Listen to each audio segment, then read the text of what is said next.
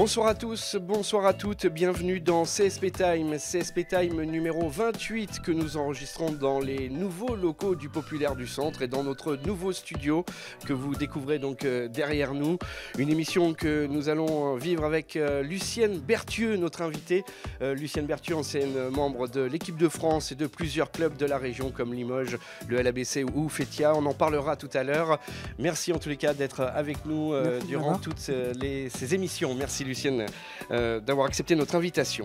Et puis pour nous accompagner durant ce CSP Time, et bien sûr vous reconnaissez à gauche Kevin Cao, journaliste au Populaire du Centre, ainsi que Jean-Christophe Bourdin à ma droite, qui vont nous accompagner tout au long de cette émission. Messieurs, bonsoir. Bonsoir. Bonsoir.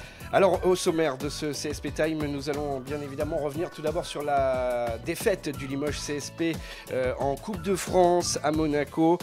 Défaite du Limoges CSP de justesse de 3 points, mais il y a pas mal de choses à dire sur cette rencontre. Dans le deuxième quart-temps, nous parlerons bien évidemment de la Leaders Cup. Leaders Cup qui attend le CSP à partir de vendredi à Disneyland à Paris. Dans le troisième quart-temps, nous partagerons avec notre invité tous les grands moments un petit peu de sa carrière. Nous reviendrons sur son parcours et Lucienne Berthieu nous expliquera donc un petit peu aussi son point de vue sur l'actualité du Limoges CSP.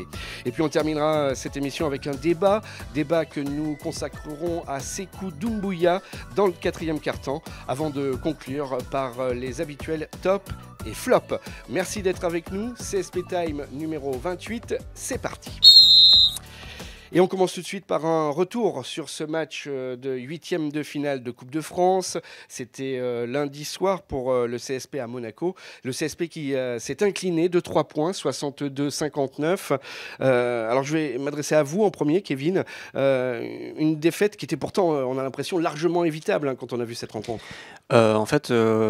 Quand on regardait le deuxième quart-temps, le CSP menait d'une dizaine de points. On s'est dit que le CSP allait remporter aisément ce match, sachant qu'ils dominaient largement. Et ils ont connu une deuxième mi-temps catastrophique, compliquée on va dire, où peu à peu, en fait, au retour des vestiaires, je pense qu'ils ont raté 7 paniers d'affilée. Je crois qu'ils finissent à 4 sur 13 au troisième quart-temps. Donc ils ont fait preuve d'une maladresse énorme, qui leur a coûté le match. Malgré tout, ils étaient à -4 à 4 minutes de la fin. Ils reviennent dans la partie de manière espérée dans la dernière minute. Jordan Taylor a le panier pour égaliser à la fin de la partie, mais il ne marque pas. Et le CSP, on peut dire, perd logiquement ce match en raison notamment de cette deuxième mi-temps qui a été compliquée. Lucienne, c'était pas franchement un beau match. Pas vraiment, mais c'est quoi? Je dirais que l'envie, quand on joue Monaco chez soi, il vaut mieux avoir une forte envie parce que le CSP est attendu au tournant tout le temps et que à la maison, évidemment, il y a le 6e homme, il y a la salle. Mais l'enjeu, est-ce que l'enjeu était si important que ça? Est-ce que les Limogeaux l'ont compris? Jean-Christophe, vous avez regardé aussi cette rencontre qu'on diffusait hier soir sur lepopulaire.fr. Qu'est-ce que vous en avez pensé, vous, de cette prestation du CSP ? Elle a été contrastée, comme le dit Kevin. Un très bon deuxième quart-temps. On se dit que Limoges CSP va jouer à sa main, va réussir à battre cette équipe de Monaco, qui cette année n'est quand même pas l'équipe de Monaco qu'on a connue les saisons dernières. Triple tenant du titre de la Leaders Cup quand même. Donc là, c'est pas tout à fait la même équipe. Et puis, il y a cette deuxième mi-temps et puis pas mal de défaillances individuelles quand même. Un banc de Limoges qui ne rapporte que 11 points, là où le banc de Monaco en a rapporté 30. Donc là, il y a quand même un différentiel. Il y a un différentiel au niveau des rebonds. 50 rebonds pour Monaco, 30 pour Limoges. Donc voilà, c'est des gros différentiels. Et puis, individuellement, il y a des joueurs de Limoges qui sont un petit peu passés à côté. Jonathan Rousset. On peut parler de manque d'envie un peu.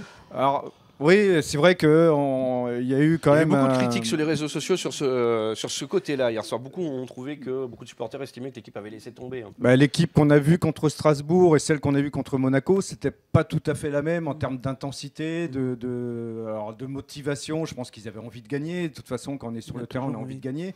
Mais il n'y avait peut-être pas ce petit plus qui fait qu'ils se sont bougé le cul, passez-moi l'expression, contre Strasbourg, parce qu'il y avait 5000 personnes aussi qui les poussaient derrière. Et là, dans l'ambiance un petit peu feutrée, voire carrément très calme de Monaco, c'était pas tout à fait la même chose et on débouche sur cette espèce de non-match un petit peu, enfin, en tout cas en deuxième mi-temps. C'est vrai, Kevin, qu'on a vu un Limoges CSP très bon contre Strasbourg et plutôt mauvais 3 jours plus tard. Le contraste est saisissant et la meilleure image de ce contraste, c'est Sékou Doumbouya qui a plané sur Bleu-Blanc lors de son retour contre Strasbourg, qui a été très bon. Et là, contre Monaco, ça a été le jour et la nuit. Il commence par 2 pertes de balles, 2 paniers ratés, une faute, moins 4 d'évaluation en 6 minutes. Franchement, Sékou, il a été à l'image de son équipe le jour et la nuit. Et comme disait Jean-Christophe, il a dit qu'il y a des joueurs qui sont passés à côté. On peut penser à Jonathan Roussel qui est clairement dans le dur ces derniers temps. William Howard est resté que 9 minutes sur le banc. Et à contrario, on a beaucoup tiré sur les 2 arrières américains qui sont Dwight Hardy qui a joué 35 minutes et Jordan Taylor qui a joué 34 minutes. À la fin du match, François Perronnet s'est plaint de trop faire jouer les deux. Et il aimerait justement que les remplaçants, que les rotations soient à leur niveau. Et malheureusement, c'est pas le cas aujourd'hui. Ça n'a pas été le cas à Monaco. Et ce qui fait que le CSP a perdu là-bas, malheureusement. Lucienne, avec votre regard, votre expérience du terrain, est-ce que c'est difficile de garder une aussi haute intensité de match à 3 jours d'écart entre Strasbourg et Monaco? Honnêtement, oui. Oui, parce que les corps fatiguent, même si on a toujours envie de gagner, mais il y a les voyages, il y a tout le reste, l'alchimie aussi entre les joueurs. Peut-être qu'il y a certaines personnes sur le terrain qui s'entendent mieux et il faut toujours avoir envie plus que le collègue, et il faut le rendre meilleur. Donc c'est à l'entraînement forcément que ça passe. Après, sur le terrain, le coach doit trouver justement les personnes qui vont tirer l'équipe vers le haut. Et c'est vrai que si on n'a pas un leader qui est assez vocal, enfin qui regroupe ses troupes et qui pousse un coup de gueule, notamment aussi au deuxième quart-temps, à la fin du deuxième quart-temps, au troisième, il y avait eu une tête forte pour à part le coach, pour remettre l'équipe vraiment dans le bon sens. Peut-être que ça aurait fait la différence. Voilà. Il manque une grande figure. Une grande gueule un peu dans ce groupe. Voilà, on va dire ça. Un leader. Oui. Dwight Hardy va être un leader sur le terrain, mais Voilà. pas forcément dans le leadership et la vie de groupe, Faire effectivement. en sorte que tout le monde aille dans le même sens et ait les mêmes envies, les mêmes motivations, et rappelle pourquoi ils sont là, pourquoi ils sont au CSP. On a vu Samardo Samuels, très bon contre Strasbourg, et là, 0 point. Il a passé 10 minutes sur le terrain, il rapporte aucun point. Là aussi, ce différentiel, et un joueur comme Samuels, ça pèse lourd dans la balance. Quand il n'est pas là, contre Strasbourg, il fait un super match. Exactement. Et puis là, 3 jours après, il n'est plus là. Donc forcément, ça pèse, surtout qu'en face, à Monaco, il y a quand même une bonne équipe, et puis il y a 2 joueurs qui sont sortis du banc. Alors je disais qu'il y avait 30 points de la part du banc, mais il y en a 28 marqués par 2 joueurs seulement. Donc voilà, mais ces 2 joueurs, Limoges a été incapable de les cadenasser. Et tant qu'on est dans les stats, juste pour préciser, c'est dommage parce que les trappes défensives du CSP ont fait provoquer 21 balles perdues de Monaco. Normalement, quand l'adversaire termine à 21 balles perdues, on peut espérer la victoire. Mais malheureusement, Limoges a shooté à 35% à 2 points et à 3 points notamment.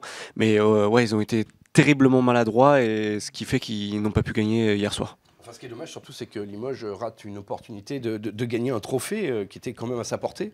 La Coupe de France, il y avait 3 matchs à gagner, donc, puisque derrière ce 8e de finale, c'était un top 8. Alors c'est une formule un peu particulière, un top 8 où il se retrouvait un week-end mi-mars, 8 équipes pour disputer quart et demi-finale. Et voilà, enfin, en gros, là, derrière Monaco, il y avait 2 matchs à gagner pour se retrouver à Bercy. Donc c'est vrai que c'est un peu dommage. Merci messieurs d'avoir porté donc votre analyse sur cette défaite, on le rappelle, donc lundi soir en Coupe de France du Limoges CSP, 8e de finale, défaite 62-59. C'est terminé donc pour ce premier quart-temps. Rendez-vous sur le site internet lepopulaire.fr et sur la page Facebook du Populaire, où vous pourrez laisser vos commentaires et nous donner votre avis sur cette émission, sur les propos aussi qui ont été tenus par nos spécialistes. On vous donne rendez-vous dans le deuxième quart-temps. Merci de nous avoir suivis.